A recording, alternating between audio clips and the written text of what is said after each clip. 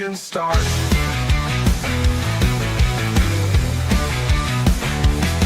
In-depth words cutting deep as cleats. Every play analyzed heartbeat by beat. Interviews, raw stories unfold. Behind the curtain, the secrets told. The Golden Room Podcast, sweeping the game from the 50-yard line to the Hall of Fame. Breaking it down, tearing it apart. The Golden Room Podcast, where legends start. Welcome into the Golden Broom Podcast. I'm your host, Cody Slavinsky, joined as always by Vandy Chris, and tonight we are joined by Mr. Anthony Handy himself. Anthony, Hey, man, how you doing? I've been good, man. I've been doing really good. I've been working a lot. It's actually cold here in Oklahoma this year. For some reason, it's not normally this cold in the winter, but hey, my winter wardrobe is a lot doper than my summer wardrobe anyway. So I'm drip activated, doing pretty good, feeling pretty good. Love it. Well, I saw that this weekend the game is only going to be in the mid 50s. Yeah, that's gonna be good for both teams involved because they're not used to playing in cold weather situations, as you could, Yeah, absolutely. as you can imagine. So, got the tickets sold out quick. Oh, for sure. You can't get tickets anywhere, and the ones that are available for resale are insane. I saw some tickets.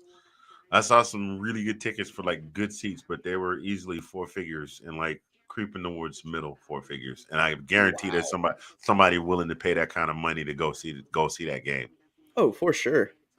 I mean, it's it's It's the like big chance for Oklahoma. They deserve to have a good turnout this weekend.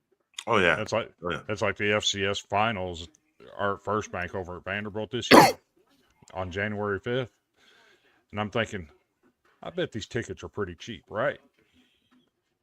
Here it is, the beginning of December, and it's almost sold out. The cheapest ticket available on the NCAA site is $208. Well, 208 is.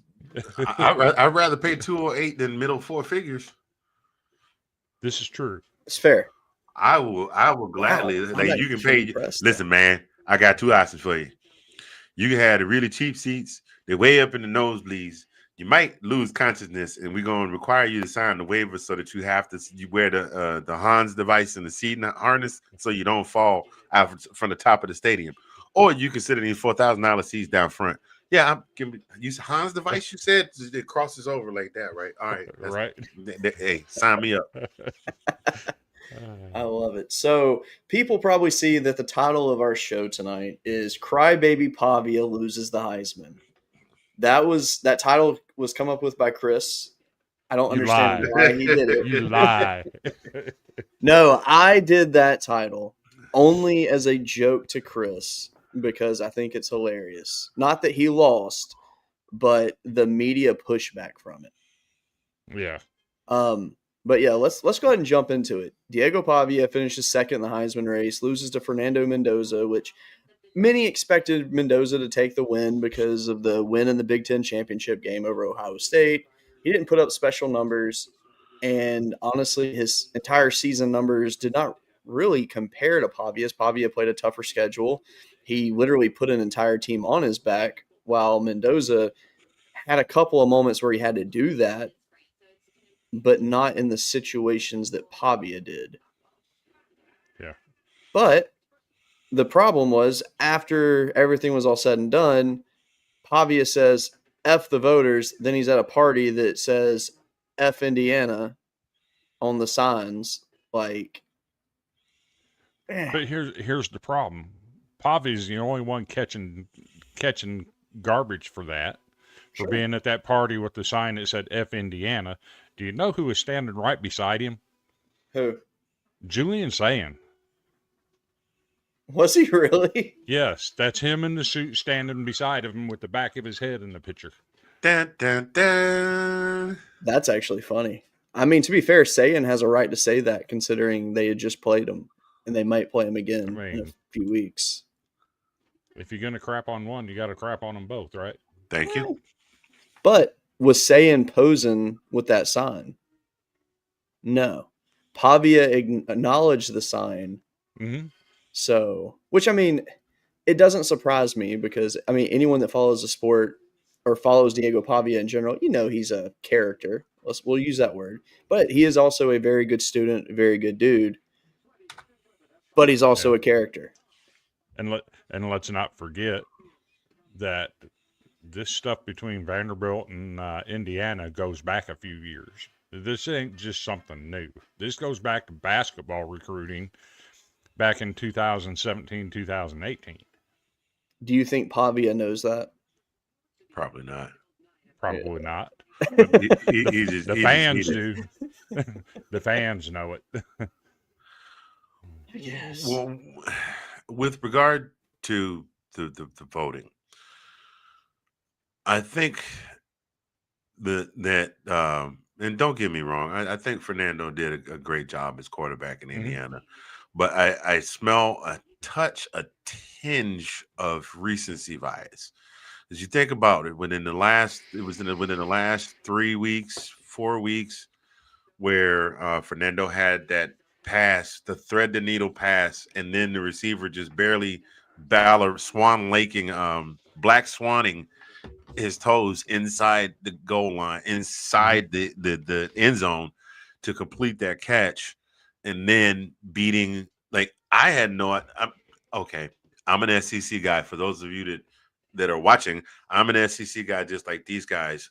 They get a little more in depth because they're looking all around the league. I strictly focus on SEC until it comes time for the playoffs. So I didn't know who this kid was until that play. Now, and probably a whole lot of other people too.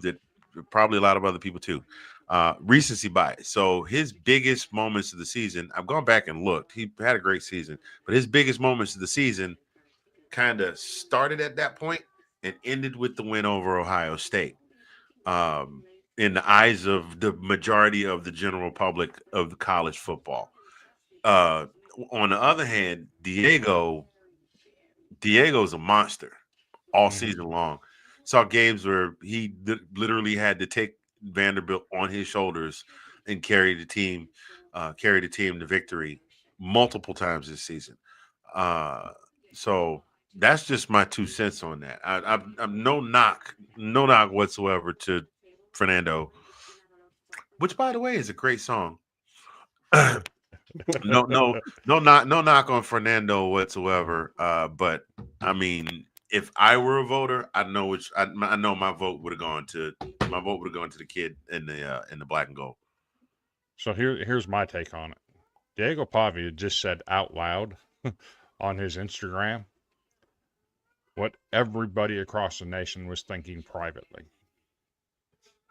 That's and fair. if you think about it, he's not wrong. And I'll reference that in saying, how can 25% of the ballots not even have Diego Pavia on it?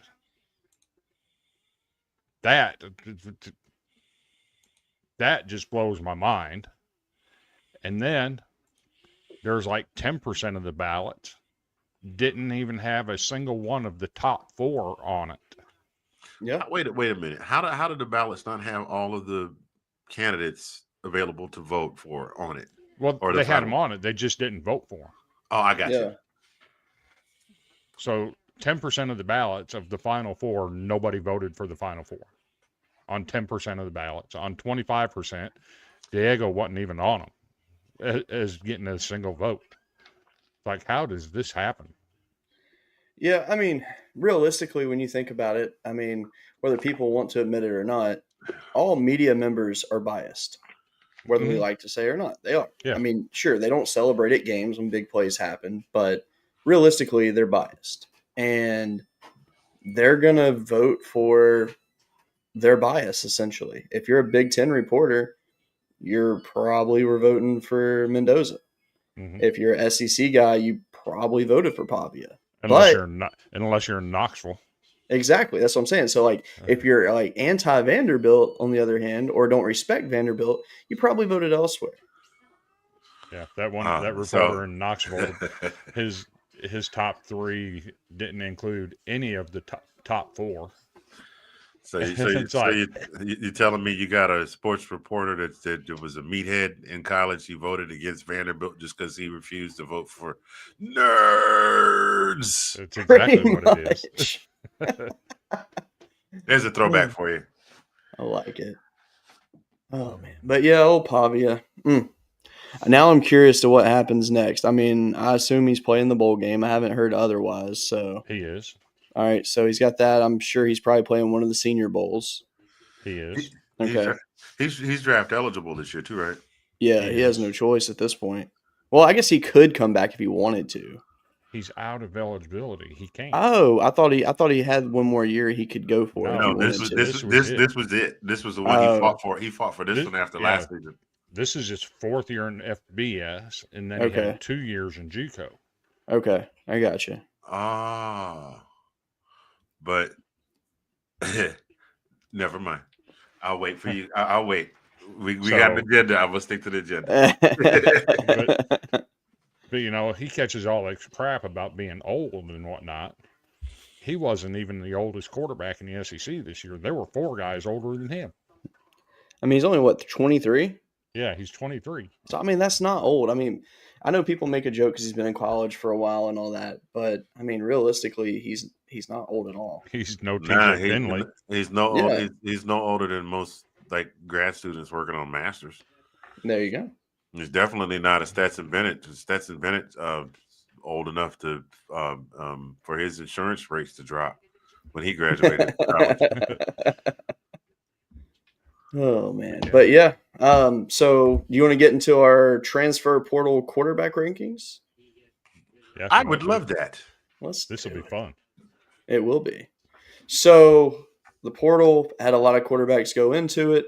Chris told me today, hey, make a list of your top 10. So here's my top 10, his top 10. Ours are somewhat similar in certain ways, but also very different. Why do you sound like Eddie Murphy in Beverly Hills Cop? You got to. It's like Lutz and Biddle, like kibbles and bits, but different. Dude, that impression is good. Good The Lord. psychic from the island of St. Croix. He's a professional. But that's like ridiculously good though. Let's see. All right, so you have Sam Levitt number 1. I understand why you would have him number 1. I do because I mean he is a good quarterback. That's fair. I was shocked by Colton Joseph being your number 2. I will admit that. This dude is a dog. No, he You go look 100% is. If you go look at what he did at Old Dominion this year, that kid is special. I can agree with that. Mestamaker at number 3 makes perfect sense. The kid came from nowhere and dominated. Which, by the way, may I add, he's not guaranteed to go to OK State. Just want to throw that out there. If you haven't heard the latest news that's being reported tonight, is Indiana struck out on Mestamaker, and OK State is in the lead. Well, I'm sure they're in the lead for sure. But they already said that expect like a Miami, LSU, Florida, schools like that to narrow in on him.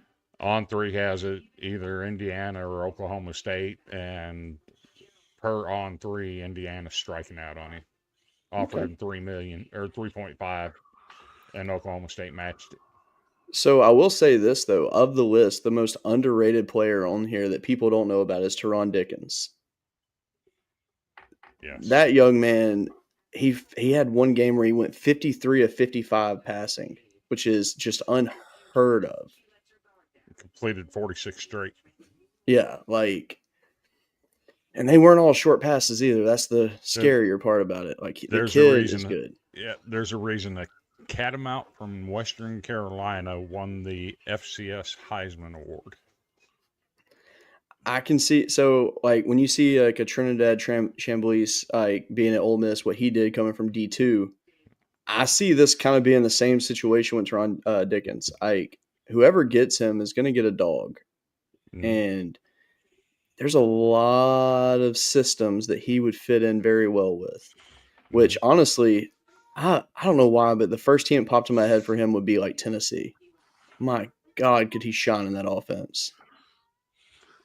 I don't think he. Well, maybe Tennessee. I know they have their sights At least set for on the first somebody three. else. At least for the first 3 to 5 weeks of the season. Yeah. Did I say that out loud? You did. I mean, it's not wrong.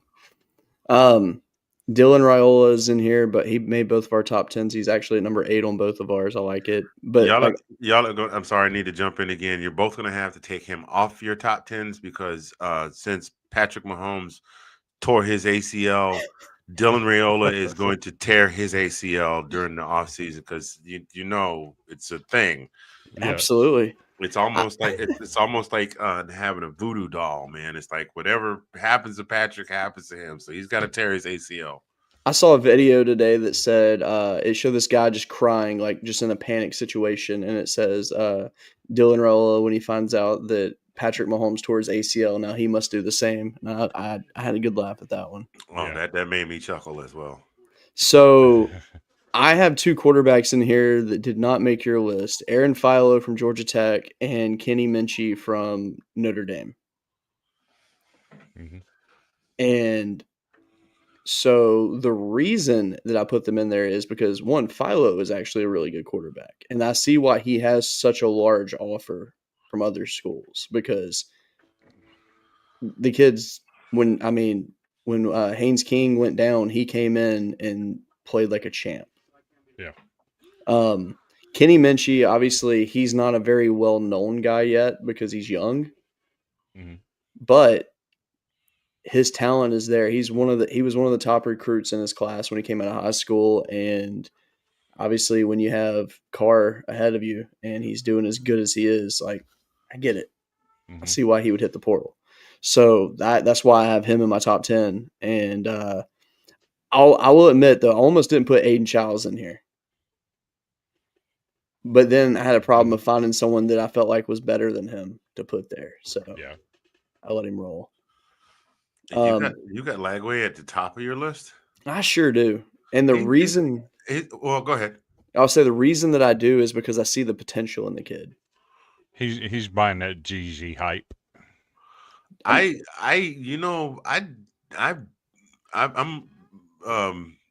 I've lived on this earth for a goodly amount of time, and currently married. Now, I dated before I met my wife. I met some people that had some potential too, but potential and actual ability are two different things.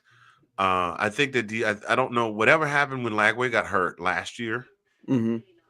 He's not quite been the same since. That's very fair. And he's I don't know if he's gun shy or whatever. We've seen that happen before where somebody gets an injury that takes him out, or maybe he figures he's just saving it up and just giving it just enough to get drafted but not get hurt again. And wasn't he hurt this past season? Yes. A couple times. Okay, he's been hurt a couple times this season. So if this list is just based on talent, I'll let you have that. If the list is talking about what they're going to actually be able to contribute to wherever he winds up, you got to factor that in too. And that would have, I probably would have him on my list too, but I would have him ranked a little lower. I probably would have him ranked lower than Chris. Not because I don't like him, not because I don't think he's talented, but just, yeah, you got a couple of dings on your armor. As the commercial says, show me the Carfax. So that's fair. Yeah. Yeah, it's all for the potential I see in the kid and what I think he can be. It's not based off of what I saw this year because, obviously, that offense was so beat up and just bad that there was no hope. But so go ahead. You'll notice I got two guys in here at the bottom of my list, Drew Dickey and AJ Swan. Reason I put Drew Dickey in there is because it's funny to say Dickey. He's just been behind the 8 ball in his career at Vanderbilt, right? He comes in, he sits behind Mike Wright and AJ Swan. And then Wright moves on. It becomes AJ Swan's team. Well, that didn't work out. Drew Dickey just stayed there. He's been at Vanderbilt since Clark Lee got there. And he stuck it out. Yes, he played behind Diego Pavia. It was kind of a tie between Dickey and, gosh, I just lost my train of thought on the other backup quarterback that came from New Mexico State. Isn't he in the portal too? No. Oh, I saw another Vandy guy was in the portal. It was actually ranked higher. Jeremy St. Hilaire. Yes. He's a sophomore at Vanderbilt this year. He's our 6th string quarterback. Jeez. So he's ranked pretty high in the quarterback listings too. There's definitely potential in him, but in the right place, Drew Dickey can do something. And I put AJ Swan on here for the simple fact that no matter what quarterback list you're putting out there, I'm ranking him at the complete bottom. Period. The end. Because his sophomore year, he got benched. He was not liked in the locker room. He goes to LSU. He's 3rd string at LSU for a season. He goes to Appalachian State, gets benched mid-season because he played so horribly. And it just, now you're looking for another new home? Come on, man. Well, are these supposed to be your top 10 transfer quarterbacks or just guys you think could go somewhere and just do something? I put AJ Swan on there just to let it be known that no matter what kind of ranking gets out there, AJ Swan goes to the bottom. Oh, okay. I got you. Because I was just saying, if Drew Dickey, you said this guy's been there since Clark Lee has been there. He can't start ahead of all those. Okay, Diego's phenomenal quarterback. has done amazing things at the program. But I mean, you mentioned 3 or 4 or 6 other names that played ahead of him. Like, Just how's he gonna go just someplace else and do something? He can't get ahead of those guys. just AJ Swan and Mike Wright. And if you look at what Mike Wright's done, he went to Mississippi State. He did well. He did okay there. And then he transferred to East Carolina this year, where he played just about every. When you got an athlete like Mike Wright, somebody's going to have to sit behind him. Yeah, but wait a minute. Where in Carolina you said he go to? East Carolina. Oh, I'm thinking about a different school. My bad. I was thinking about Coastal Carolina, who just fired their coach. I was getting ready to say he went over there and got the coach fired. So what are you trying to say? Yeah.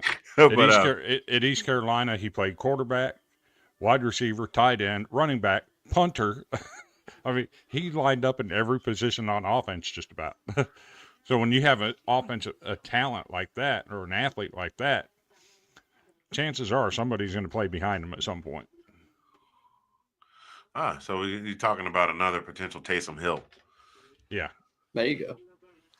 Well, that's cool, and you can make that. That's something that you can make work as long as he does not become the long-term solution at quarterback. Because we see what happened with Taysom. You know, was it Breeze that went down, and Taysom was basically the best option they had to back up. And Yeah. once the defenses kind of figured out his whole thing, then they were like, okay, he's going to transform into a box cutter next, and we're going to run box cutter defense, and that's yeah. So Yeah. Oh, Sports Bites. What's up, Mr. Joseph? How you doing tonight, my friend? So Right. you want to do a Christmas themed pick 'em real quick? Let's do it. So on the rules on these, Anthony, you have to pick That's me. one on each row. Only one on each row that you're going to keep. Can okay. you not see him, Cody? No. Okay. I see it now. So you got to pick one on each row. These are Christmas songs. You're picking one to keep. Ooh. One on each row. One on each row that you're keeping.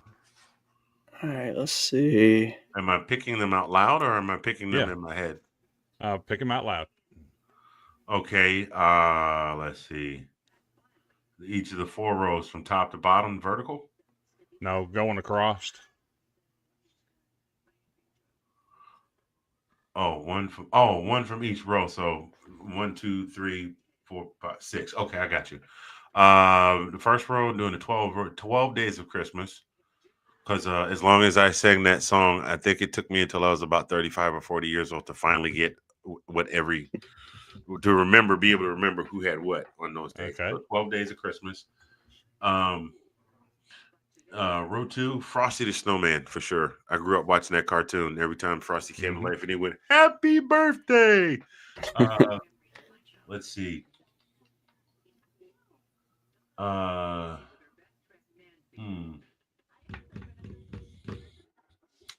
Row 3, Santa Claus is Coming to Town, just because I kind of like the Jackson 5 remake of that song. Okay. Of course. Row number 4.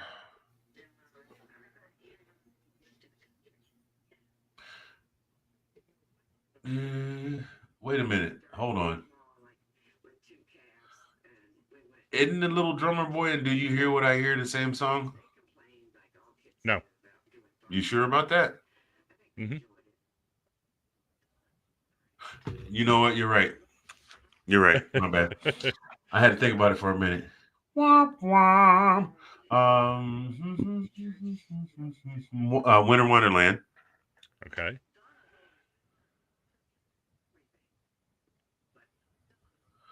Mary, Did You Know?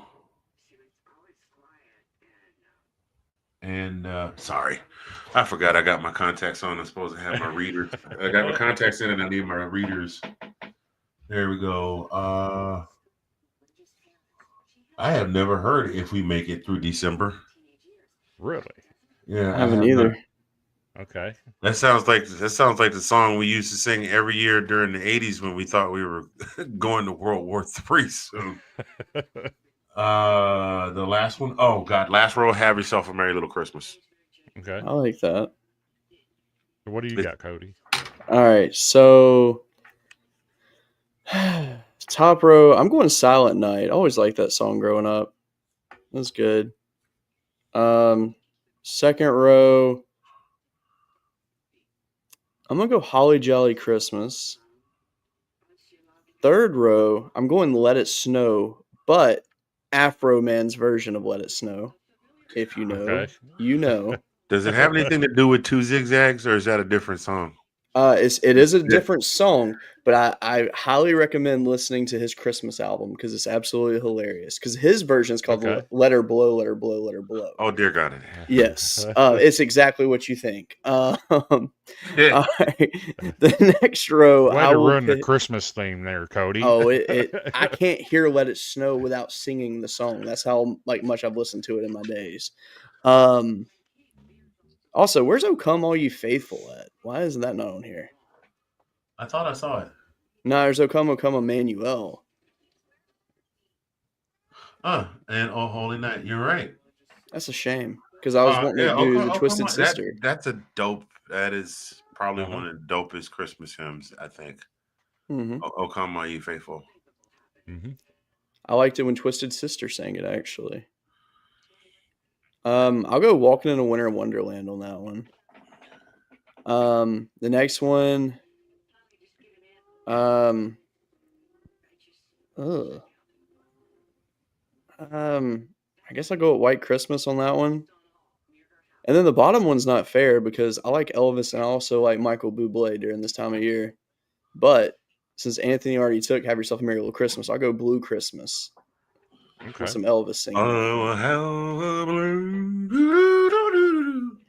I actually listened to it last night. It's so good. So I'm gonna go Silent Night. Second row, I'm going to First Noel, and you'll notice a theme here a little I'm bit. noticing a big trend right now, which nothing wrong with that. Third row, Oh Holy Night. If you've never heard Martina McBride do that thing a cappella, oh my God, you are in for a I've heard treat. it. I've heard it. She knocks it out of the park on that one. Next row, give me For King and Country doing Little Drummer Boy. That's epic. If you've never seen it, I highly recommend it. Next row, It Came Upon a Midnight Clear. Okay. And you'll notice mine are all a little deeper voice, except for Oh Holy Night, but the deeper voice, the bass feel to it.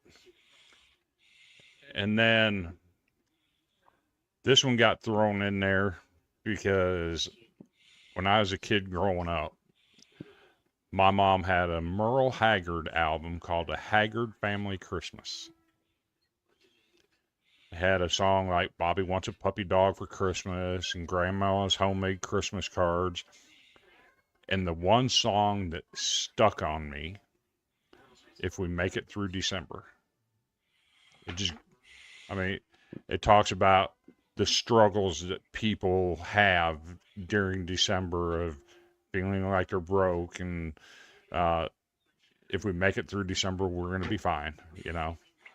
Okay. So that one sticks with me. Now, there's another rule to this game. Now you have to go back through it, pick one song on each row that you're going to drop off of this list. Oh. Oh damn. Oh. All right. This is where it gets fun. All right. I'm gonna start at the bottom. I'm gonna go with If We Make It Through December, only because I haven't heard it. Mm-hmm. The next row up, I'm doing Mary Did You Know. Beautiful song But once Pentatonics did it, then everybody and their brother started singing it, and it got old for me very quickly. Yep.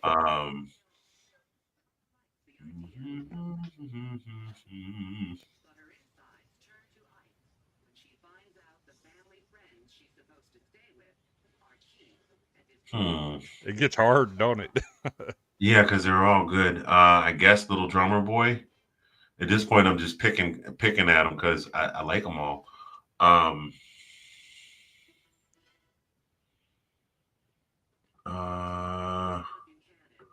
Let It Snow.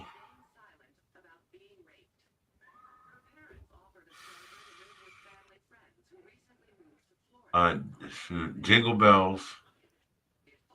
Nah, the first Noel, and then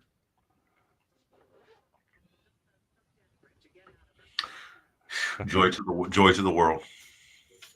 Okay. That is tough.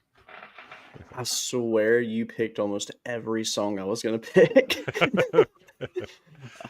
So obviously I'm going to take We Make It Through December because I've never heard the song before. Watch, I'll hear it and be like, oh my gosh, this is the best song I've ever heard. Probably will happen. But that's the one I would have to delete off that one. The next one, I could go without White Christmas. It was never my favorite growing up. Let's see. So growing up in church, there was actually a lot of like Christmas songs I did not like. Mm-hmm. I don't know why. I just did not like singing them. Do You Hear What I Hear is one of the ones that I didn't like to sing. Then I would get rid of Rudolph because, again, a deer's not going to have a red nose. And if he does, he's probably going to get shot because something's wrong with him. Let's see. I'll get rid of Jingle Bells because I don't like the sound of bells. And then I'll do Joy to the World as well because that, I could live without that one. Okay. So I'm gonna go 12 Days of Christmas because I can never get all the 12 days right. Call me ignorant, whatever. I just can't get them right. I think I'm gonna let Holly Jolly Christmas go. I agree with you. Probably Rudolph the Red-Nosed Reindeer. That's a child thing. Yeah. As an adult, I just can't get into this song. This is the row that's very hard for me. But I think I'm going to go with Walking in a Winter Wonderland. Okay. Next row, probably Away in the Manger. Wow, you're going to hell for that. And the bottom row,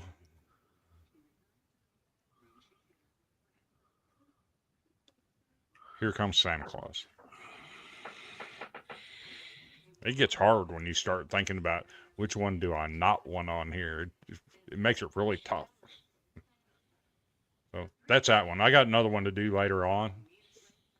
I like that. That one will be even more confusing because some of those on that next one are repeated on different rows. But we'll do that one later. All right. We can get into some playoff talk. Let's do it. So I went ahead and I'm just recycling the bracket that I made for CF backers because I'm not going to go through and make another one for this. So here's the actual playoff bracket itself. Mm-hmm. And I'm super thrilled about it, to say the least. I think it's going to be a lot of fun. What the heck are those cats doing? Jeez. Man, you can't do that like mid sentence. I'm like, what? I don't see no cats on my screen. So my wife. I mean, I know that you all have seen all of the material that I have put forward and put forth for you to partake in, and you all know that one thing you know about a pimp is that he believes in the legalization and inhalation and exaltation over a certain green, leafy plant that happened to grow like that. And you had me thinking that it was cats on my screen. You cannot do that to a player on a Tuesday night for just no reason at all. For no reason at all. Oh my god, that impression is way too good. Too good. No, my wife like a month ago rescued 2 kittens that were just randomly standing next to our trash can in our driveway, and because it was cold outside, and they were like 5 weeks old, and she literally came in and woke me up with a cat carrier that had these 2 cats in it, and then the kids had seen the cats at this point, so there was no turning back. So now we have 2 kittens destroying a Christmas tree and the blinds currently. So And Cody is forever a cat man now. unfortunately, and it sucks. But my dad did just buy a poodle, so it's his new hunting dog. Kind of excited to get to meet that little dude soon. Chris, I don't dare say what I just check your message. Just check your Facebook messages.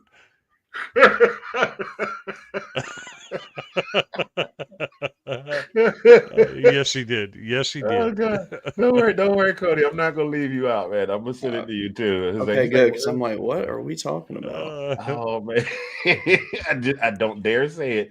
Did you mess around and have you a big time sponsor, and they'll be going back combing through 10 years worth of videos. They'll be like, yeah, fellas, we're gonna have to drop this contract. Speaking of sponsors, check out Chinook Seedery. Promo code Golden Broom for 10% off your purchase. And if you're one of the ones using our promo code, please reach out to me because a lot of people have used it and we really appreciate it. Mm-hmm. All right. So the first game to look at is Oregon James Madison. It says Eastern time is actually Central time. Good.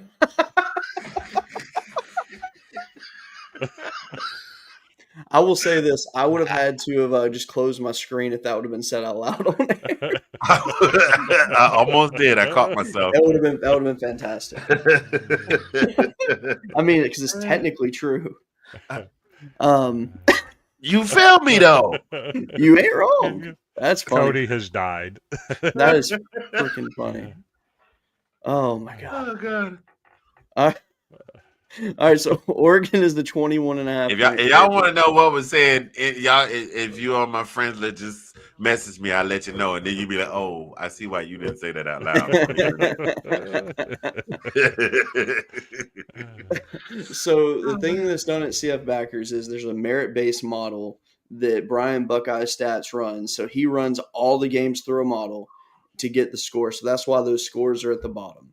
So that's what the It's merit-based heavily model biased towards the Big Ten. Oh my god. Anyway, the model picked 32-22. But Chris and I have actually discussed this game a little bit previously, and we both believe that it'll be closer than the spread states. So, Anthony, what do you think? I have a question.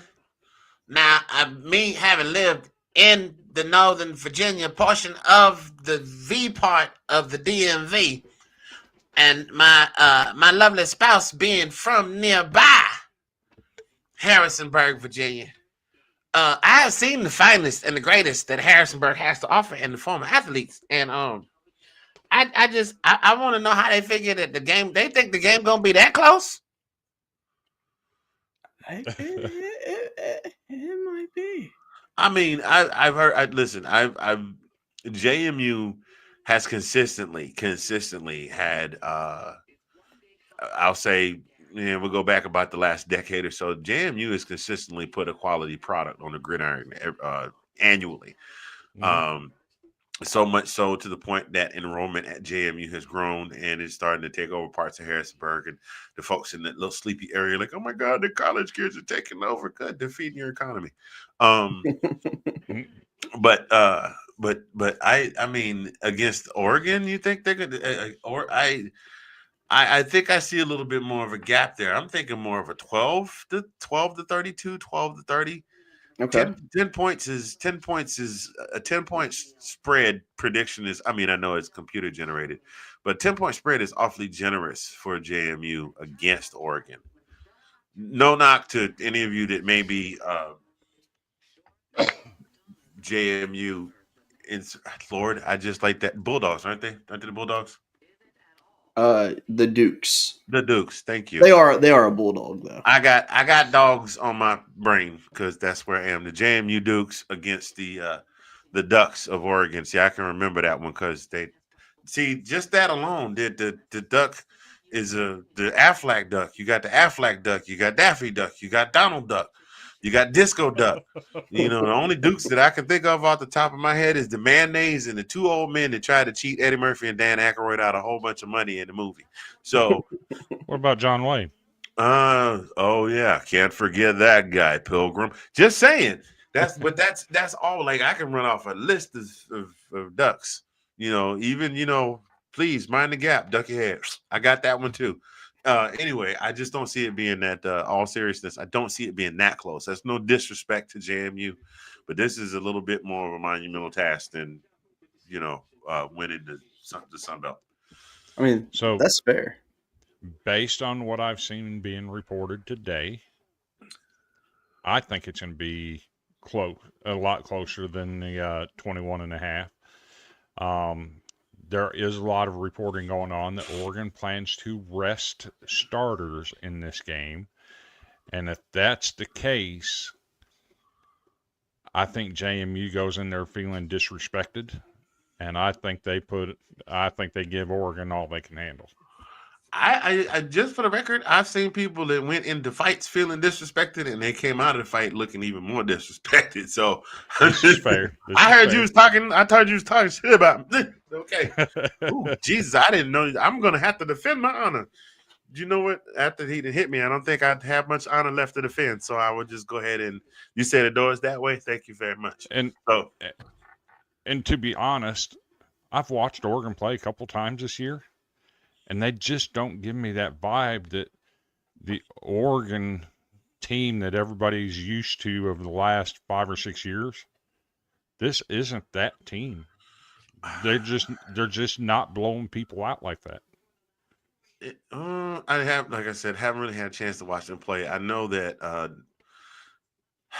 Oregon is kind of to me like Ohio State West, in that they're gonna 11 games, they're gonna knock heads. They're gonna have maybe one close one. They're gonna knock heads with everybody, and then there's that one game that they just can't win all season. And that's what I've gotten used to since Dan Lanning has gone out west. But I just don't see this being. I don't see this one being the game that they drop. I'd have to wait and see who they get in the next round. Yeah, I mean, because historically with Oregon, I mean, they have not won when it really mattered the most. Yeah, they've won a few Rose Bowls, but when they got into the thick of things, they've come up short every time. Mm-hmm. And, I mean, I don't see how this year would be any different because I don't think that this year's Oregon team is one of their best. Right. Historically at all. Don't get me wrong, I think they're a good team, but nothing they've done this year makes me say wow. And I mean, do I think they should beat JMU? Absolutely. Do yes. I think that they will destroy them? I don't think so. I don't think they destroy them. I think it's a much better ball game than what people anticipate. And the reason that I say that, though, mainly is because JMU's defense is legit. They're very physical. They're good with forcing turnovers. I believe in them. But having to travel all the way to Eugene, that's a tough ask. Yeah. Pardon me. I have a question for the bearded gentleman in the top frame. You say that they are very physical, which would indicate that they exert some sort of energy with which they move around the field. Is that correct? Am I understanding your statement correctly? That is correct. Now, my next question is, how the hell else they supposed to play football? I mean, I have never seen Charles Xavier and Magneto sit around and move 22 men around on the field by themselves, and they don't have to move, so they would have to exert some. I can't even finish the bit. I'm unalive. Oh my gosh! It's not like Charles Xavier is sitting there like this, and they just all moving like chess pieces. We got to get you on here more often, man. Absolutely. Oh my gosh. Uh, just don't move. We won't. You won't put nary a muscle or nothing. You won't have to give up none of your eligibility. All right, let's see what our next game is. Bama OU. Let's have some fun. Oh, wow. Oh, okay. This one for me, if I may go ahead and jump in, this one for me is pretty accurate. The run game for Alabama is not as dominant. I mean, you think about Mhm. Alabama is a team that for the better part of the last 20 years, you thought of them as a team with a dominant run game. Think of all the running backs that were first round draft picks coming out of Tuscaloosa in the last 20 years. One of whom is still doing his doggone thing up in Baltimore, although Baltimore this year is not quite the team that they once were a couple of years ago. But you think about all the dominant runners that came out of Alabama. Run game is almost Jam Miller is hit or miss. He had a pretty decent game right before he got hurt a couple of weeks ago, and now he's supposed to be active. So we'll see what they get out of him. But if Alabama can't get that run game going, I mean, it's going to be another. It's going to be another, just like the SEC championship last week. I'm sorry, week before, because this past weekend was Army Navy. It's going to be just like it was a couple of weeks ago, where they're going to have to rely on the pass game, and the pass game is Dr. Jekyll, Mr. Hyde. Ryan Williams can't decide whether he wants to catch passes or play with his teddy bear, and Baby doll. It's a baby doll, not a teddy bear. I mean, no knock on that. Linus had a blanket forever, of course, but Linus has also been perpetually 9 years old for the last 65 years. So there's a difference there. And it's just Alabama is not. This is definitely not Nick Saban's Alabama anymore. No. Okay. It is definitely not Nick Saban's Alabama anymore. And people are starting to see chinks in the armor, much like or Tony in Rocky's ear in the corner saying, "See, he's not made of steel. He's a man. You know, go get him. Hey, it's hitting pretty. The Drago hits pretty hard." But and then on the other end, OU, who came out looking very dominant on offense, and the defense hadn't started to gel yet. John Mateer broke his thumb. When John Mateer broke his thumb, there must be some connection between his thumb and his confidence, because it's not been the same since then. And in the meantime, that defense, it must be something about playing Auburn every year, the current Auburn in its current state, that makes defenses wake up. You remember in the Auburn game against Georgia, they had that fumble that could or could not have been possibly a fumble. And that defense woke up and just never looked back for the remainder of the season. Oklahoma's defense woke up against Auburn and hasn't looked back. And they are looking nasty. They were looking really nasty. They're peaking at the right time. So this tracks 45 points. What's the spread? 1.5. I mean, over under. I'm sorry. Oh, let me check. Give me a second. If it's over 45, I'd be surprised. Yeah, it is 40.5. Yeah, so that is, and knowing that Vegas sets odds and they don't like to lose money, that's pretty accurate. I think that's exactly how that's, not by numbers, but I think that's how that's going to look. Now, who knows? John Mateer might show up and say, "Hey, y'all thought my thumb was broke? Watch this," and have a great day. I don't see that happening, but then you also have the home crowd at Norman, which is 40 minutes south of me, that is going to be losing their ever-loving minds. So, that's accurate, I think OU advances here. Yeah, I mean, so when you really look at it too, Mateer hurts himself in the Auburn game, so that was back in September. He's now had 3 weeks essentially of rest since his last game. So his thumb will definitely be the healthiest that it's been since the injury. When I look back, though, at their first matchup in Tuscaloosa, Alabama still put up 406 yards of offense, mainly through the air. They only had 80 rushing yards as a team. Oklahoma forced 3 turnovers, which obviously turnovers win you games. The problem for Oklahoma in this game that they are going to have to get over the hump is they're going to have to make big plays. They have spurts of big plays where like one big play is made and it sets them up for a field goal, which, hey, they have a great field goal kicker. If it comes down to a kicking game, OU wins this all day. Okay, I was Give going me to the say short kicker all day. I was going to ask you which kicker you talking about, because if you're talking about Connor Talty, No. I think, and they've not been notorious for having the greatest kickers. Kick six, but this particular guy, I think it was either Kangaroo Black or his co-host this evening that said, if I had a choice between Connor Talty and the guy that kicked the kick six, give me the guy that kicked the kick six. Fair. Makes sense. I mean, that kick six, I mean, that was a deep field goal too, so can't really blame him for that too much. But So, yeah, I mean, this is, I don't know, it's going to be a wild game, I think. So for me, I think it's wild that Alabama's favored. However, how is Alabama favored when Oklahoma's beat you two straight times? And it's at get Oklahoma. I get it. They say Oklahoma's offense is abysmal, but their defense is not, and that defense was still enough to win that ball game in Tuscaloosa. On the injury report, I was absolutely shocked that there wasn't another name on the Alabama list. They're not going to rebuild that one. Because I can tell you, I actually saw somebody this week, and to say that he's not even questionable is wild to me, because when I saw him, it hurt this man to stand up. He was holding his back the whole time. It hurt him to sit down. Ty Simpson's got a back injury, folks.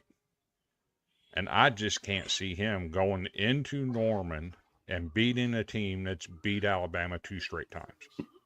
I think Oklahoma wins this. I think they rest on their defense. And whether the offense looks good or not, I think their defense is enough to carry them in this game. There you go. I like it. All right. I feel like, all right, so this game to me, it does nothing for me. Like, I really think Ole Miss should just run away with this game. Interesting. Should. And I think the kids are going to be fired up because they got the new coach. They're going to want to play well for their coach. Absolutely. And they're going to be hot. They're going to be hot. And they're going to be running on all 8 cylinders plus a couple of extra they had installed aftermarket. I don't see Tulane being in this one. Of course, neither do the odds makers. They've got Ole Miss favored by 17.5, if I'm reading that right. Mm-hmm. This one is on brand. Sorry, Tulane. You did a great job. Good job on getting there. You got a gold star for the day, but this one's going to Ole Miss. These kids are mad.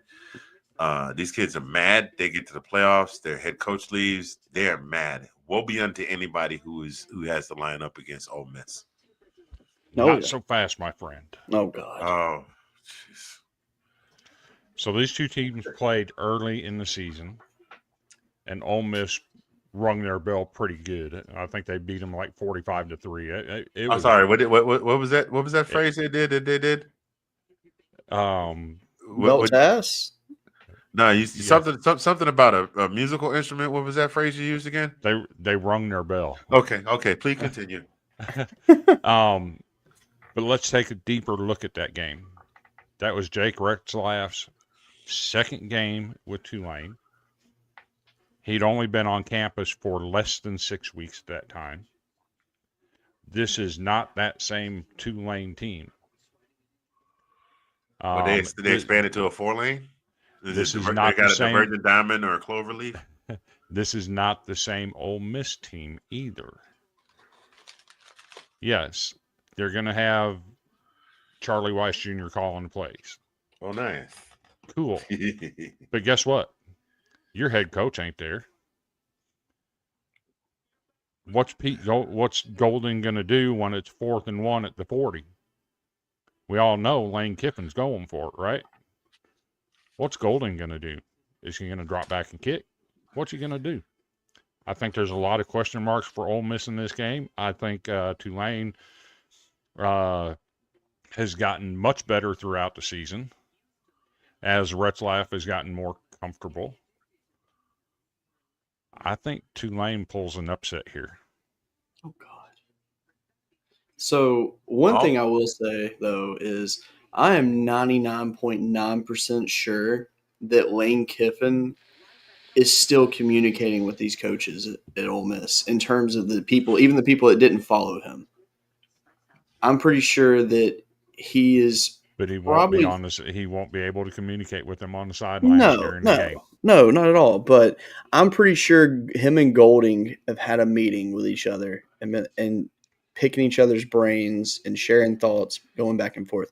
Has to. There's no way that Kiffin's going to fully say, "All right, you're on your own here." Golding kicked him out of his office. He said, "This is my office now. Get out." That's what was said, but is that what actually was said? Well, that's what everybody reported. I mean, how many times have the media been wrong and just looking for clicks? Fair. Yeah, So, because I mean, they definitely had Lane in going to Auburn. Yeah, he Yeah. visited Auburn too. Why? Stop the cap. There you go. So, I mean, I'm pretty sure that there has been a lot of conversation back and forth. Now, Lane obviously is not going to be watching film being like, "Oh, hey, here's what I see here, here, and here. Let's do this." No, but it's more like, "Hey, just remember this, remember that, and just FYIs on everything." Just Yeah. helping him. Basically, it's like he's tutoring Golding for this The, game. the point being is game management matters. Yeah, And we have no idea what we're getting from Pete Golding. He's never done it before. it's true. But then again, he might be a better head coach than coordinator. We've seen a lot of coordinators get head coaching jobs that failed. That's true. Okay. So I'm going with the gut feeling that Tulane. Listen, other than the one game they played earlier this year, each of the last 3 times they've played, Tulane's given Ole Miss absolute fits. Yeah. Here's another thing to think about, though, too. Every successful head coach in college at some point in their career was a coordinator. So everybody just needs a chance. It's not always Fair. going to work, but I don't know. I mean, I have no idea how Golding's going to do. I mean, no one knows. But I will say that I think it gives Ole Miss an advantage because of him being the head coach now. Because it's already a guy you know and trust. And I think that makes it a little bit easier. And generally, when you have a scenario where the head coach leaves, whether voluntarily or is asked to leave by the institution, those kids tend to rally around Absolutely. that new coach. Mm-hmm. I mean, even with Florida, we saw a little more spunk in their game than we had in games past once they fired old Bill. So we'll see what they bring to the table. Now I have a second question. I keep looking at this mascot. Can anybody tell me the Tulane why it is that I know what their mascot is, what their team theme is, but why does their mascot look like a dude that just fell, overweight dude that fell into a vat of very heavily food colored avocado that has a fallen pompadour? Tell me I'm lying. I was You're going to not say he wrong. looks kind of like an artichoke almost. I've never understood the logo. Like, I mean, I know it's a Neither have green I. wave. I do. But it looks more like a tree with snow on it. But where do Right. you get a green wave? Waves aren't green. Well, if you see them, you probably want to get out of them. It's true. It's This is true. very, very true. All right. But that seriously, that the animation that looks like very 1920s Disney animation right there, It pretty much is. like from the Betty Boop era. Yep. Yeah. Oh. It does kind of strongly resemble Betty Boop a little bit. Not quite, but I'll go with that if that makes you happy. All right. I think the best game of the opening round right here. I mean, I think Alabama OU is going to be really good, but I think this is the one game where if you try to predict this game based off of every statistical detail you look at, you will pick a different winner each time because these teams are so similar. I've got Marcel Reed's mojo being a little broken behind the loss to Texas still. No. And I've got Carson Beck finally stepping up and becoming the quarterback that we all thought he was when he started at the University of Georgia. I mean, to be fair, that first SEC championship, it came down to just that close. And then last year he was hurt, so he was injured. But I definitely think this is finally he's getting to have his coming out party, because now there's no more Stetson's in the NFL, so there's no more comparison to Stetson. Yep. He's not having any problems with the whatever the twins were, the girl he was dating, because they broke up. His Lambo got stolen. So, and now he's a year removed from being at Georgia. I think he's been working on exercising all those demons. And I think this game is his official. You've now been put on official notice, even though I think this is his last year of eligibility. It's like, you've been put on official notice. This is NFL teams. This is what you're getting come, next fall if I get drafted. I have no comeback to that. I fully agree. Let's be real. Who has Texas A&M played? That is true. I mean, Notre Dame is their pride and joy of wins, I guess you could say. You got to play now. I'm being fair. You got to play who's on your schedule, but look at who their schedule turned out to, their conference schedule turned out to be this year. Their conference schedule turned out to not be. They collectively turned out to be lean towards the bottom half of the conference. Yep. And they were able to run ragged, and even despite that, it took them an entire 2 quarters to realize they were in a football game against South Carolina. Yeah. Not a sermon, just a thought. Mm-hmm. Not wrong. So, one thing we know about Texas A&M is they give up a lot of points. They score a lot of points too. Miami scores a lot of points. I think this is going to be a shootout.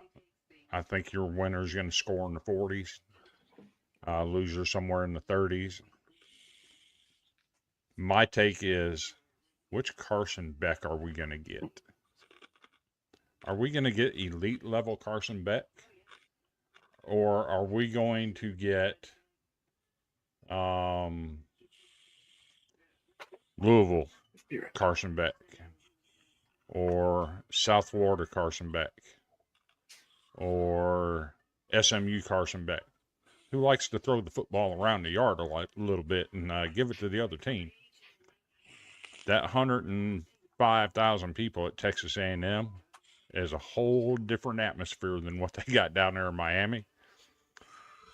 I suspect go ahead. I suspect Carson Beck has a little come apart in this game and gives up the ball a couple of times. And if you're Miami, you can't afford to do that against a team that can score like Texas A&M. I think he'll be, where the crowd is concerned, he'll be fine. I mean, Georgia is now, with the amendments made to Sanford. By the time Carson left there, Sanford's pushing on the upwards of 90,000 fans in that stadium as well now too. So big crowds, I don't think that's going to be a problem. Big lights, I don't know. I think it's good. I think if anything gets him, it'll be the big lights, but not the big crowd. But I think he's kind of worked on overcoming that. So we'll see this weekend. Should be interesting. I agree with Cody. I think this is probably going to be the best game of the bunch, unless Tulane Ole Miss is. Like I said, I think Tulane pulls an upset there. But I agree. This game here, by all accounts, this is the game to watch. Yeah, I agree. All right. Sorry about Yeah, that. My laptop was about to die.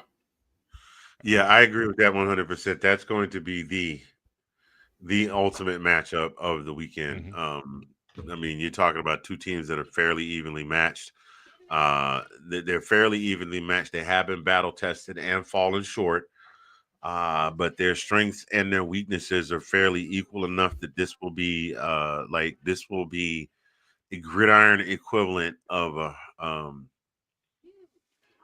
Leonard versus Sugar Ray Leonard versus Tommy Hearns, or Marvin Hagler versus Sugar Ray Leonard.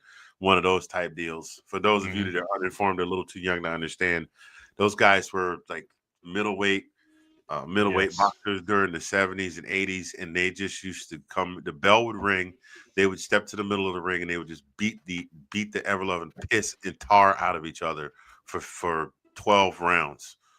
And it Well, was back then it was 15. Remember? even at their weight class.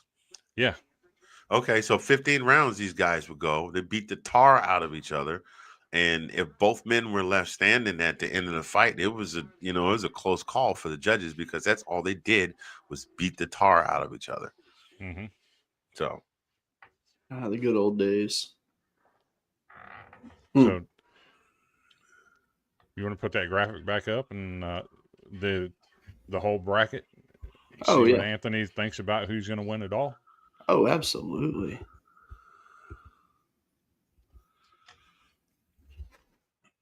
all right. Let's see here. Hold on. We do have one rule on this: we cannot have any personal biases in picking a national champion.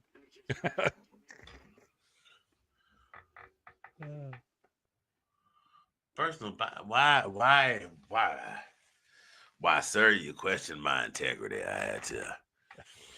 Let's see what we got here. Appreciate y'all having the old Rev come on. Like we said, I think we were in agreement. We are touching and agreeing on Ole Miss beating Tulane. Are we not?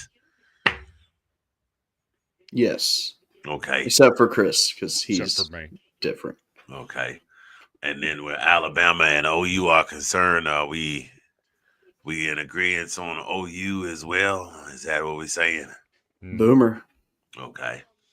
And then we kind of split on JMU Oregon, but I got Oregon winning. We'll take Oregon. Okay. And then that's yes, because this has to go collectively. Well, I don't know about. I personally picked the Canes to win. I'll take the Canes.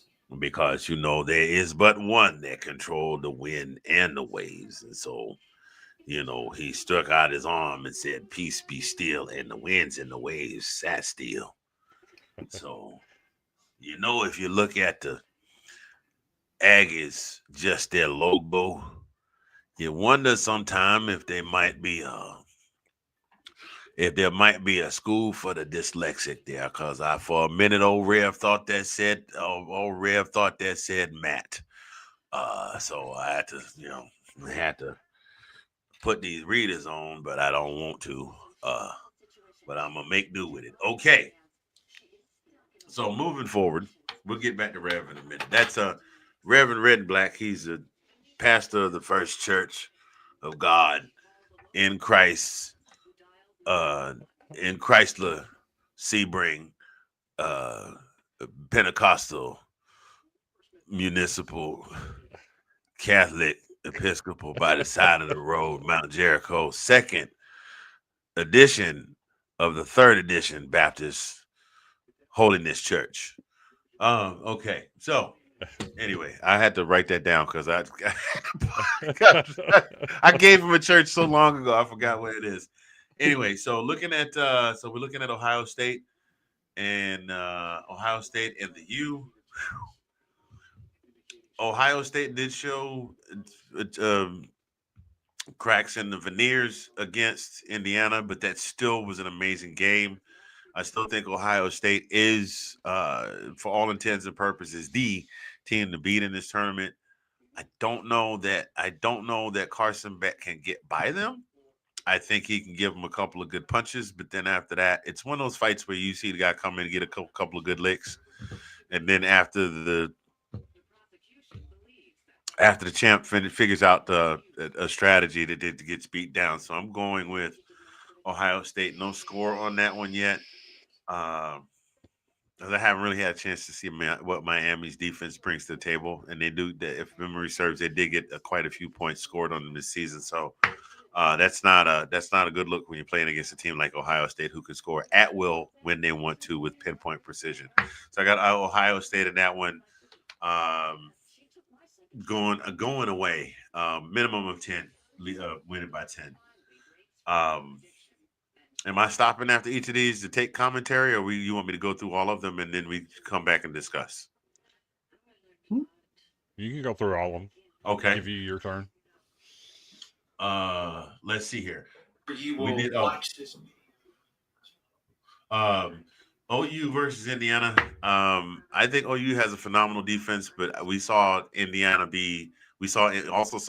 do something that nobody else has been able to effectively do to Ohio State, and that's keep them limited in their scoring. And with OU not having as effective an offense as they had at the beginning of the season, that could present a problem. I've got Indiana winning this one. I got Indiana winning this one by 14 minimum. So that's got Indiana moving on to quarterfinals along with Ohio State. Let's see, Oregon and Texas Tech. I'm calling audible on this one. I got Texas Tech beating Oregon for the exact same reasons you guys said that Oregon could falter against JMU. I've got Texas Tech beating Oregon effectively, keeping them from making the semifinals again. And then Georgia versus Ole Miss. I know we say it's hard to beat the same team twice, but we're also talking about, even though Ole Miss is going to play hard, this is not a bias. I think this is just the recency and the coaching change situation here more than anything else. I think if it was Lane Kiffin, I think it would be a nail biter down to the end. I think mid third quarter, early fourth quarter, the veneer starts to crack on Ole Miss, and Georgia pulls away to enough of the distance of a lead to win comfortably. Those are my quarterfinals. I will yield the floor to anyone else who would like to go through this. So I'm a believer in trends. And right now there's a trend in the college football playoffs, especially the 12-team playoff. Last year is the only one we've had, right? Right. But there was a trend that developed in that, and that every team that had a first-round bye lost. So I think that trend continues.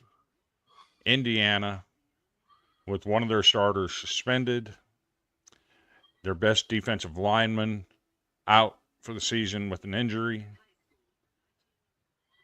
I don't think Indiana has played a defense as good as Oklahoma yet. Say what they want to about Ohio State. I think Oklahoma's defense is better. Indiana's not going to throw anything at them that they haven't seen already. I got Oklahoma taking out Indiana. Oh, really? Okay. Texas Tech and Oregon. I'm not a firm believer in Texas Tech yet. They played a very easy schedule in the Big 12. Oregon, while I don't think they're flashy like they have been in years past, they are very physical. I think Oregon handles Texas Tech. Okay. Coming over to the other side, I actually have Texas A&M winning that first game, lining up with Ohio State. I think Ohio State showed something in that game against Indiana that we've only seen once or twice in the last couple of years, and that's vulnerability. Their offense looked like it was stuck in the mud against Indiana. And the way Texas A&M scores, Ohio State can score the same way if they have to. But I don't think Ohio State likes playing an SEC defense, and it shows. They struggle against them. I got Texas A&M knocking off Ohio State in an upset. Really? Okay.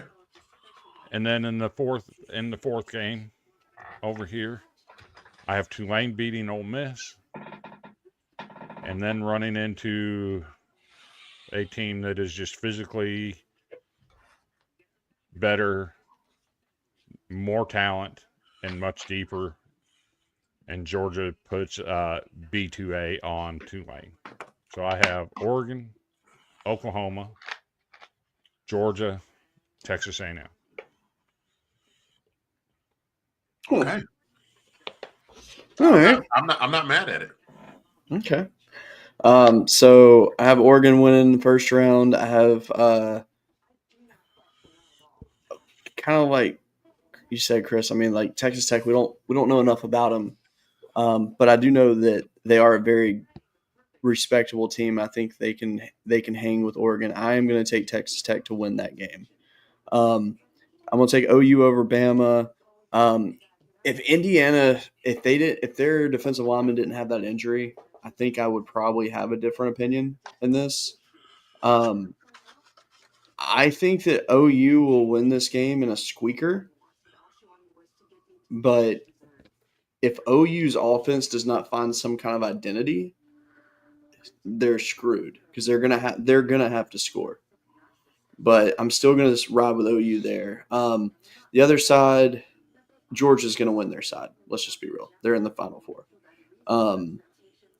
And then I'm taking Miami over A&M, and I think Ohio State beats the absolute dog crap out of them, though. I think it's going to be nasty. So I think Ohio State actually has the best defense in the country. Their linebacking core is phenomenal. Their defensive line is really good. Their secondary is solid. I mean, yeah, you can get beat for some big plays. It happens to everybody, but I don't see a lot of weaknesses with Ohio State. They had nothing to lose and nothing to gain against Indiana when they played them. Just bragging rights on social media for the fans, and that's about it. I mean, would they have liked to have won that game? Absolutely, but it didn't define them, I don't think. So I think they'll be fine there. So Ohio State, Georgia, Texas Tech, and Oklahoma is my Final Four. Ohio State, Georgia, Texas Tech, and who? Oklahoma. Oklahoma. Oh man. Like it. I'm not mad at it. I'm not. I'm actually looking at these. I'm not mad at. I'm not mad at any of the combinations that we've come up with so far. I mean, realistically, this is the first year of since the playoff era where nobody knew who was going to win this thing. That makes me happy. Of course, there have been some pundits saying it would be amazing if Alabama were to figure out a way to win, and Georgia would win, and Georgia to win. Alabama wins out of the left side of the bracket. Georgia wins out of the right side, and they wind up facing off. If they have a rubber match, that will be one of the funniest things ever, actually. I think it would break ratings. I'm not going to lie. Absolutely it would. Another Georgia-Alabama national championship. That would make in the last 8 years 3 national championship appearances in addition to a couple of gobs of SEC championship appearances against each other. It's just insane. But 3 matchups in 8 years? Hell yeah. So let me ask you both a question on this. So as you know, Sharon Moore had his situation. He lost his job at Michigan, right? So Kalen DeBoer's name was one of the first names that came up in it. And obviously, if he's asked about it, he's going to say no. He's going to say no because he's already said it. Yeah, but I mean, the thing is, though, I mean, let's be real. If you're in the middle of the playoff hunt and all that, you're not going to say, "Oh yeah, I'm entertaining another job. Why not?" No, you're not going to say that. But it didn't seem to stop Lane Kiffin. That is because Lane is Lane. That's Lane Kiffin. So it makes me wonder. So, like right now, like I've told some people I know, I'd say there's a 20% chance at the most that DeBoer is the next coach at Michigan. But if they lose this weekend to OU, that means that the talks can happen quicker because Michigan hasn't really narrowed in on anyone that we know of. Uh-huh.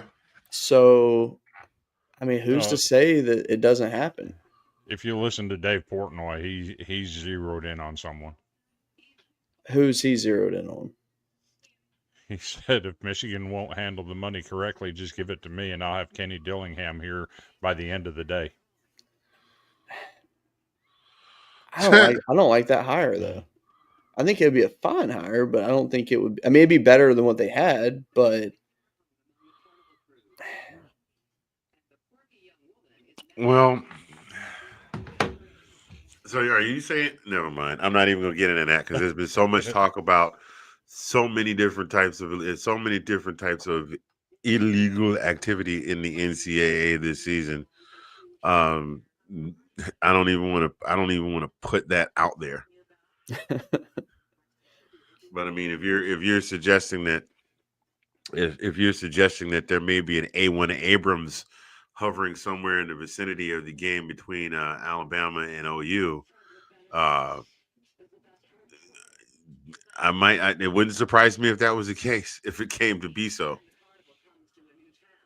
So something Yeah. else to consider about Alabama is I think 3 of their coaches have left to go to Oregon State, I believe.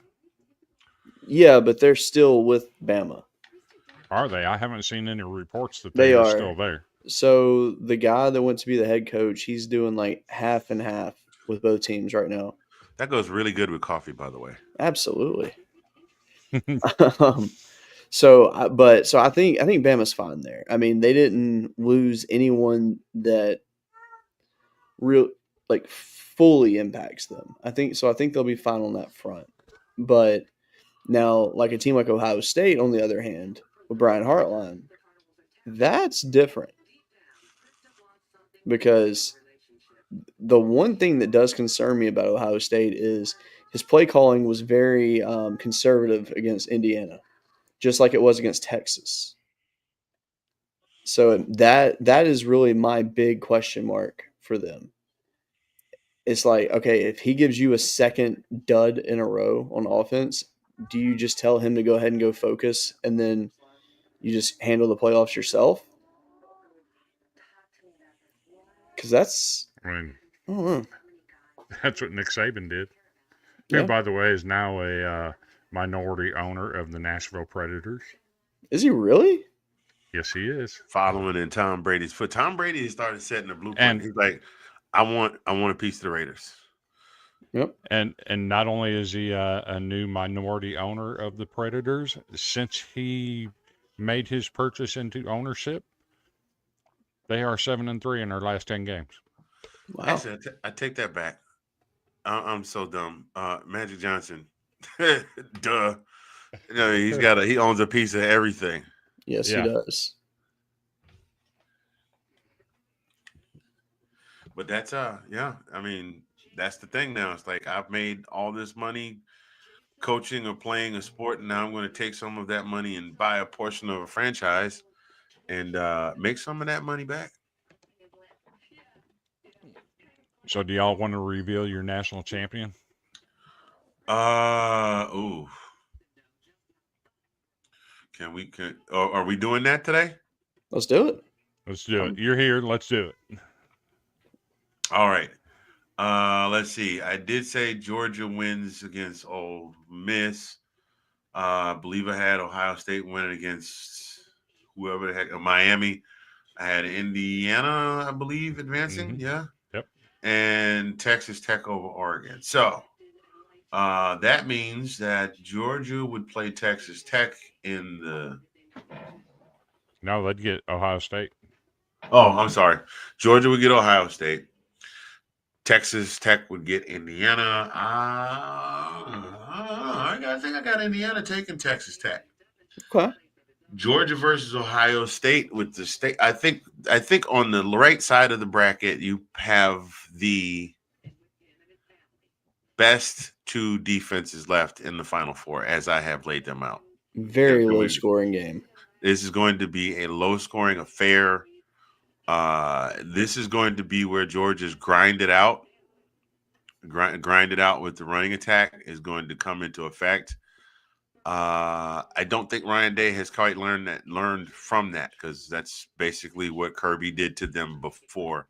I don't think either team gets to 20.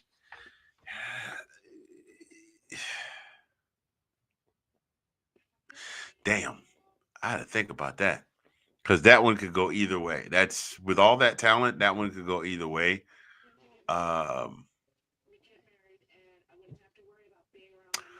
I do think, however, and this is not bias, Mr. Vandy Man.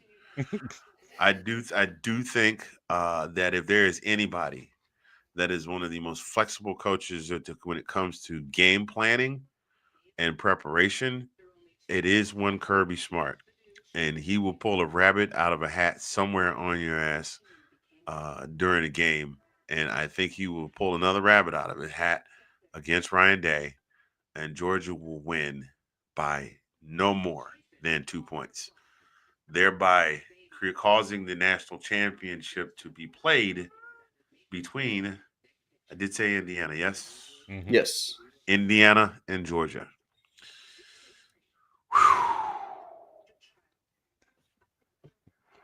I think at this point, I'm going to do like I'm in the rap battle cipher.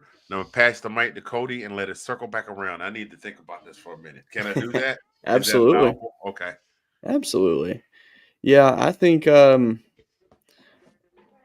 versus Texas Tech would be a fun game. Again, it really depends on if OU's offense can get something going. I'm still sold on their defense. Give me OU in that game to go on to face. I believe in Bo Jackson. I'm going to take Ohio State to make it to the Natty, and then I've already said OU is my pick to win it all. But I would not be surprised if Ohio State beat them, actually. Okay. So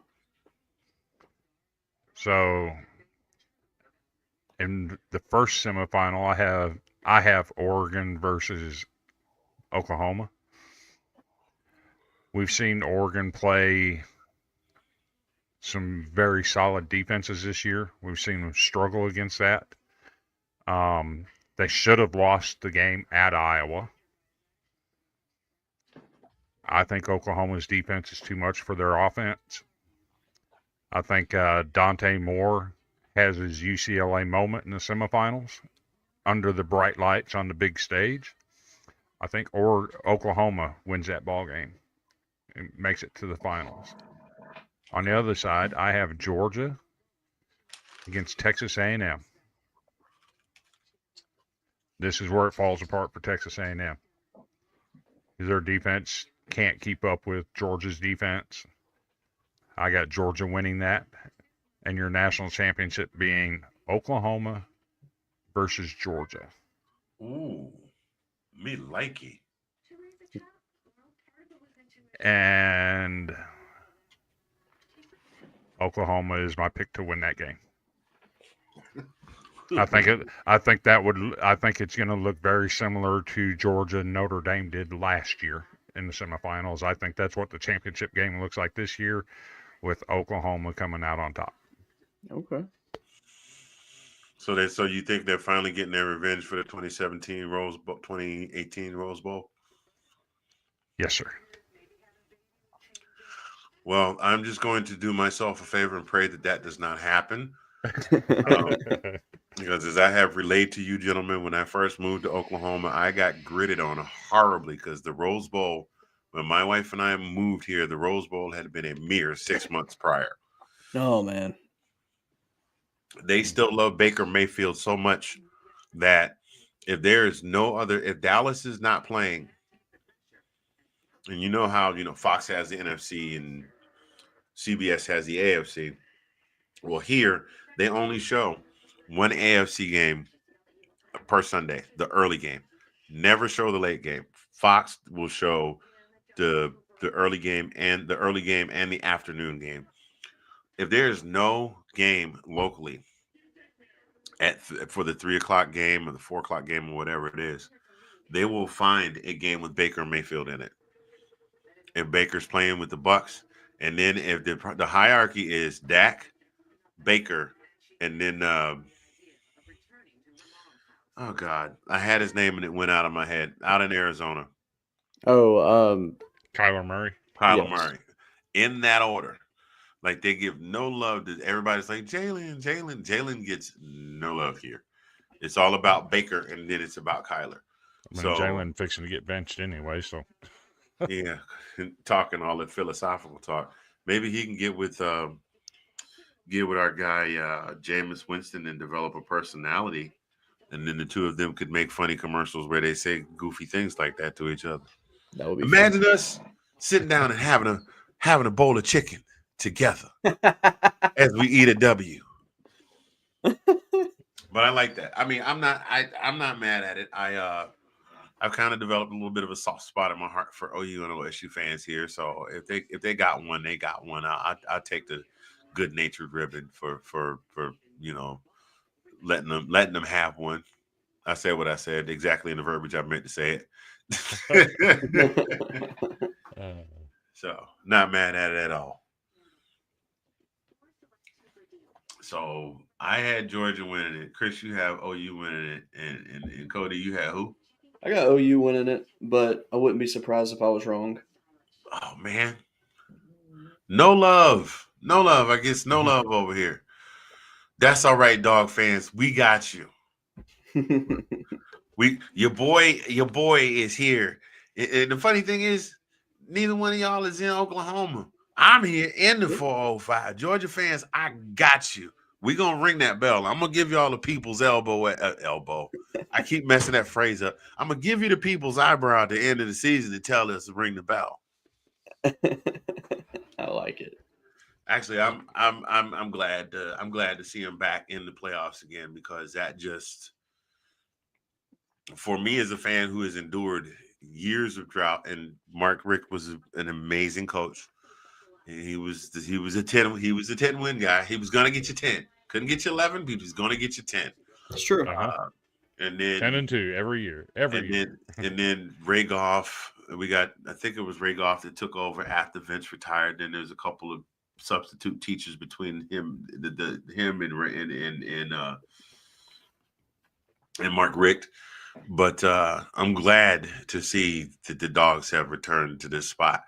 And trust and believe when I tell you, every Dog fan is hoping that Kirby is going to sign that extended super de-duper lifetime contract, that way he can just retire as a Dog, where they give him the Nick Saban contract, where no matter what anybody else makes, he gets a pay bump to stay the highest paid coach. Make it so. I'm guessing you haven't seen the pictures of Kirby Smart floating around the Twitterverse. Oh, please. Dressed in yellow.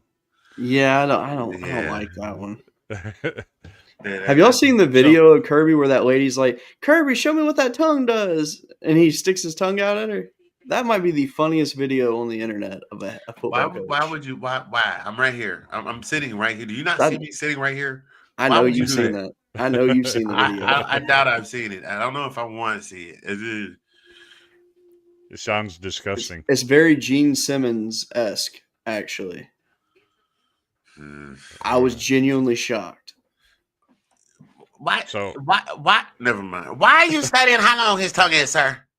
I'm going to find the video now, just because I have to. So while he's doing that and we wait for the playoffs to start on Friday, we can wrap up the playoff portion of this with 3 words. And no, it's not ring the bell. I'm going to say it. Ring the bell. Spot the ball. Let's kick this off right. Spot the ball. Let's get some games going. And while he's looking up this video, we have another Christmas theme pick'em.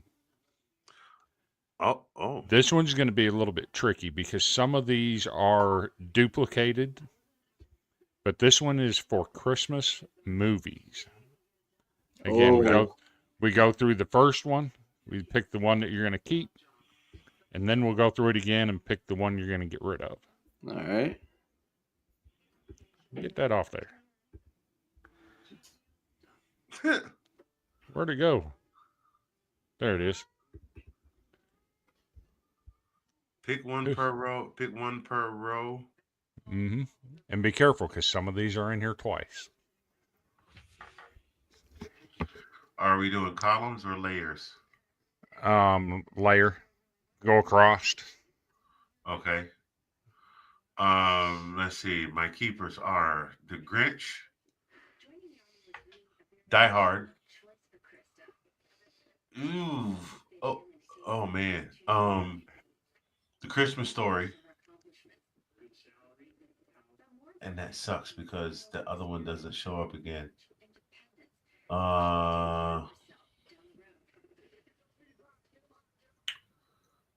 And Santa Claus. Okay. Yeah, I'd go give me Grinch. I've never heard of the Santa Christmas one. Give me Die Hard as well. Give me oh, this one's tough. Uh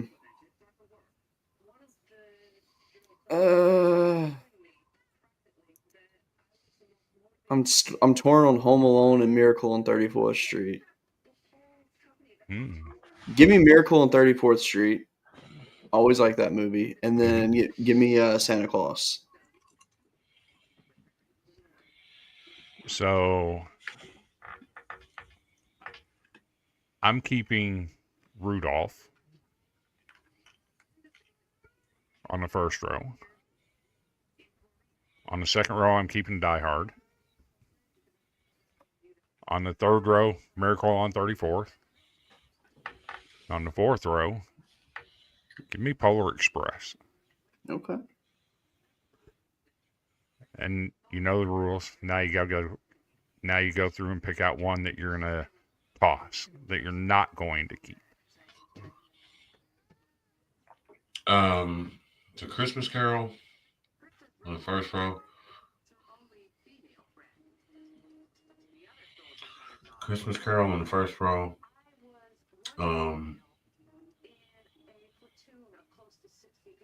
Good Christmas Carol in the second row. Actually, I'm gonna do. No, I gotta keep that one. Whatever the Christmas one is next to Die Hard, I can't read that caption. Even with Santa Christmas. the Santa Christmas. Um, mm, Miracle on 34th Street and Polar Express. Those are the ones I'm removing. All right. I'm going Prancer, Santa Christmas, Christmas Story, and A Boy Called Christmas. So I'm going Prancer, Santa Christmas. Believe it or not, Home Alone. Okay. Mm. And A Boy Called Christmas. Which brings up a fun debate. Is Die Hard a Christmas movie? 100%. Absolutely. So when you hear the director talk about it, he said it at Christmas specifically to make it a Christmas movie. I like it. So if the director says it's a Christmas movie, it has to be a Christmas movie, right? Well, you got the pundits that are going to say, "Oh, but it's not about the holiday, and it's not around, and there's no gift giving, and blah blah blah." Just be quiet. No, there's gift giving. Yeah, lots of bit of lead. I was going to say lots of lead bracelets. Yep. All right, y'all ready for my Kirby Smart video? I'm afraid. All right, here we go. Let me see that tongue, Kirby. Give me that tongue, Kirby. Let me see that tongue, Kirby.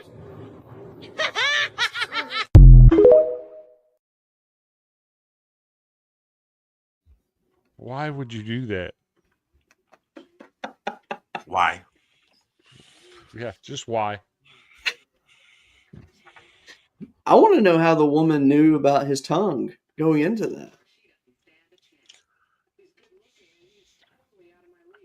Don't do that. Say it. Don't Say do it. it. Don't do Don't do that.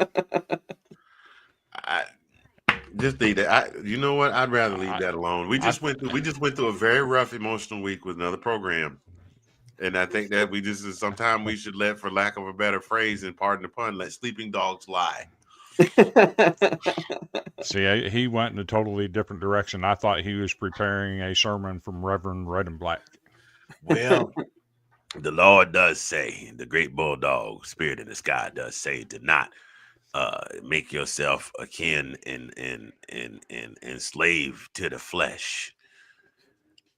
And so in so doing, that young lady brought out the fleshly being that is Kirby Smart. Now, Kirby does make it very abundantly clear that the player that we see in the GIF that's circulating on the internet with the turnover pads, with the he does say that he is a huge fan of the WWE, the NWA, and that is something he adopted as a part of his player persona. And as such, as a coach, that sometimes he has to let it out. So that is where we are going to leave that. We are not going to travel into we're not going to allow ourselves to move this into the fleshly.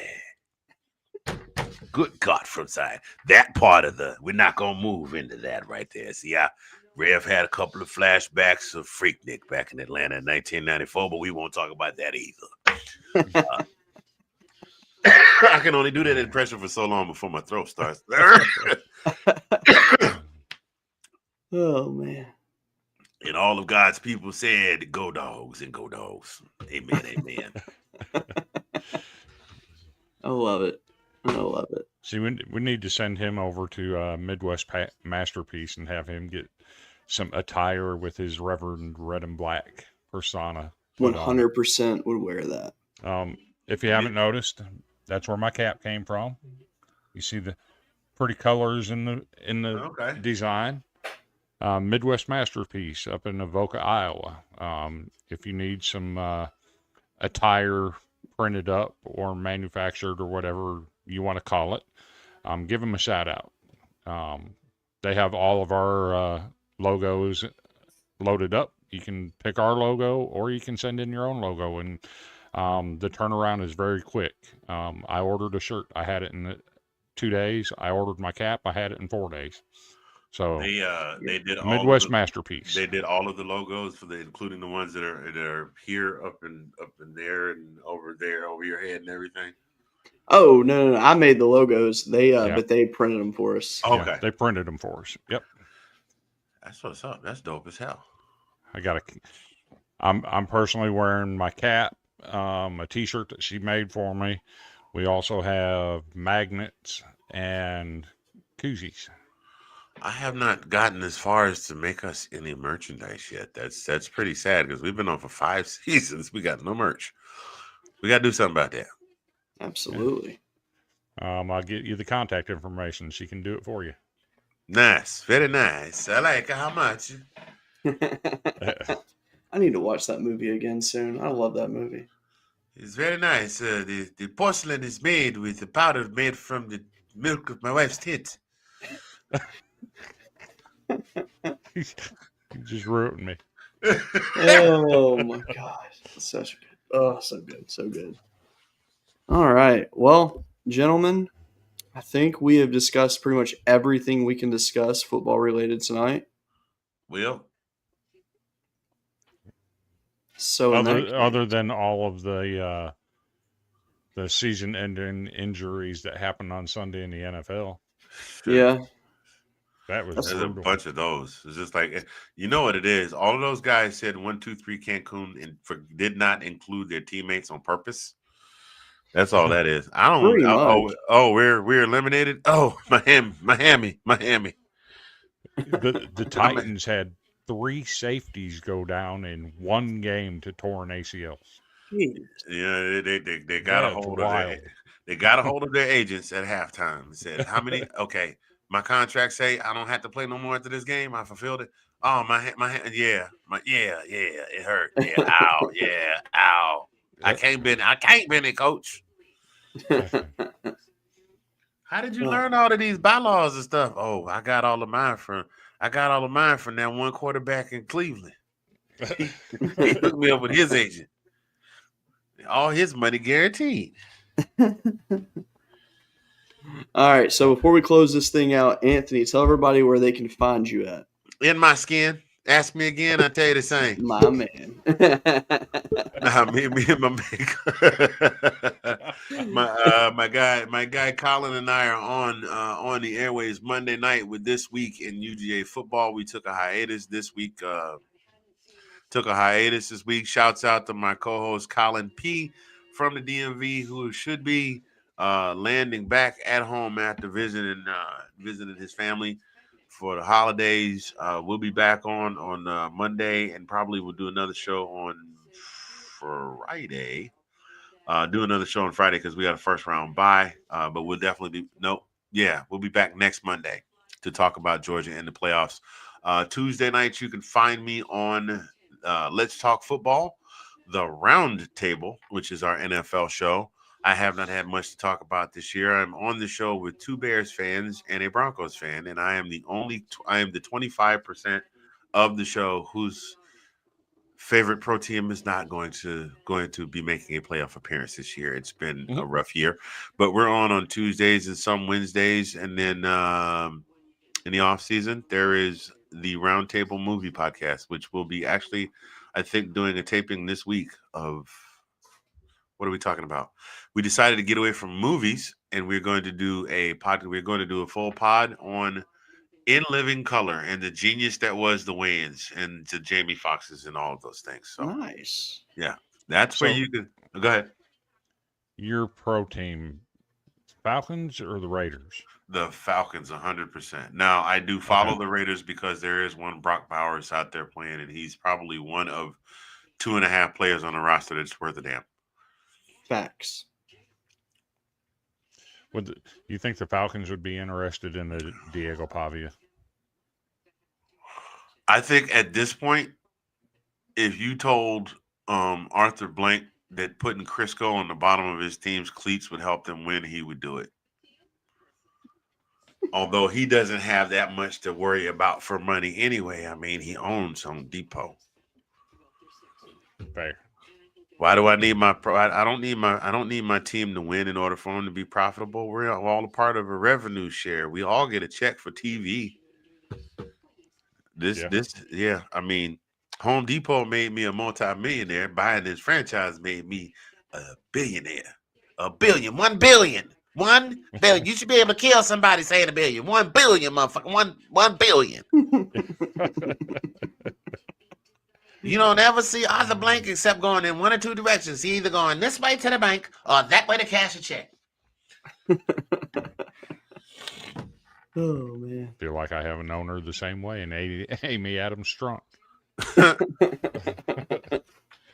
By the way, side note, I know we're talking college. I have been severely impressed with the family, the Irsay family in Indianapolis. Starts at Baltimore. That's how old I am. For those of you who are watching that might be Gen between Y and Z and actual Gen Z, there was a time when the Colts were based out of Baltimore, but that's a story for another time. So yeah, I've been really impressed with that family, especially the daughter who essentially has stepped out on the forefront. She's out on the sidelines with it. She's like, give me the headphones. I want to hear what you guys are talking about. Take me up in the booth. What's going on up here? Give me the clipboard. I want to know so I can follow along with everything. She has thrown herself 100% and immersed herself in the game because she wants to know what it is that the entire inner workings of everything. It's the only way to be successful. And they've had a successful season. I mean, aside from I think they suffered. Well, anyway. I mean, you got to have some kind of knowledge when you bring in a guy that's eligible for the Pro Football Hall of Fame, hasn't played a game since COVID, and he almost wins a game for you on less than a week of practice. He's thrown more touchdown passes in the last week than Penix has. There you go. Just saying. I'm sorry, guys. I keep talking. I'm holding the show up. I want to say I do appreciate y'all reaching out and having me come on here. And please do feel free to reach out at any point in time, even if you're talking baseball and basketball, which I don't follow as fervently. But I know if you hit the ball with the wood stick and it goes over the fence, then that's supposed to be good because people go, yay. So just be careful not to focus the camera on the guy in the Michigan shirt stealing the kids' cotton candy. There you go. I love it. The irony that they made that commercial one of the marquee commercials of the season, and then Right. somewhere College Stallions is like, and they thought I was the bad one. Exactly. He was on Outkick today. Who, Connor? Connor Stallions was. Oh my gosh. With Dan, what's his name? Is it Dan Dakich? That's on Outkick. I have no idea, to be honest with you. I'm pretty sure it's Dan Dakich. He had Connor Stallions on today. Okay. Well, dang. I'm going to have to go check it out. I like to hear what he has to say. Well, that being said, we got a couple more minutes until I lose access to making shorts by AI. So with that being said, Anthony, thank you for joining us. We hope everybody has a great night. Enjoy the playoffs, and we may see you next week. I don't know what we're going to do Christmas week. I don't know if we're going to take the week off or not, but if we don't see you next week, have a Merry Christmas. If we do see you next week, then pretend I didn't say that. Exactly. Man, I'm not talking about lot lizards. My man. Or trash. Or trash. That's the best way to end it. Gets the meaning to the term dumpster diving, doesn't it? Oh, my God. Well, that being said, everybody have a good night. Thank you all for jumping in tonight. A lot more viewers tonight than I expected, so that's awesome. So, yes, thank you for watching, and we'll see you next time.